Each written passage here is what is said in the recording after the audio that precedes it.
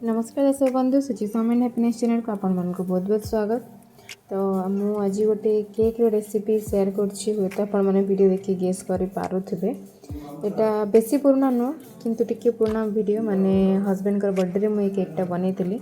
एमती ना कि मु एटा फर्स्ट टाइम केक बनौछि, मैं या पूर्व भी बहुत थर केक बनैछि ले नॉर्मल एमती मैदा रे केक बनैछि किंतु मु केबे भी व्हिपिंग क्रीम रे के माने डेकोरेट करिनी केबे। एटा मु फर्स्ट टाइम करूछि तो भाबिली आपण मानक सहित टिके शेयर करदेबी। नॉर्मल जिमती समस्ते केक बनाती मु भी सेमती ही बनाऊछि, एथिरे किछि भी स्पेशल नाही।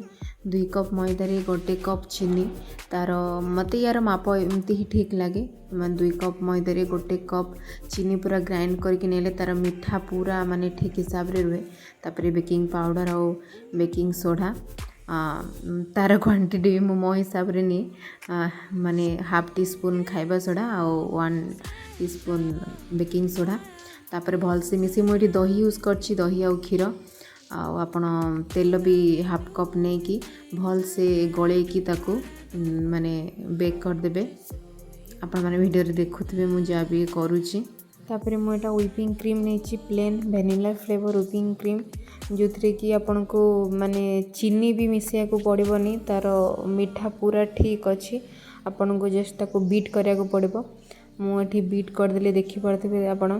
तापर मु टिके सुगर सिरप बनैली आउ जेमती समस्ते माने व्हिपिंग क्रीम रे डेकोरेट करंती केक को मझिरू पूरा 2 भाग कर देली। तापर सुगर सिरप टिके देली आ मोर डेकोरेशन आपण देखि परथिबे। डेकोरेशन रे मोर हाथ जम्मा भी भलो नुह। आ मु एटी केक डेकोरेट करिया पय पूर्वरु मो पाखरे थिला बाकी तार जो जरीटा थिला सेटा मु खोटी हजे दीची। तो मुटा जो दही यूज करती मु दही पैकेट रे तार फ्रेम सब लगे कि एटा टिके डेकोर कली आउे मुझे चको चिप्स टिके सजे देली जेमती मते आसे। आपन देखी जानी पड़थे मु जम्मा भी भल नुह एमती डेकोर करिवारे।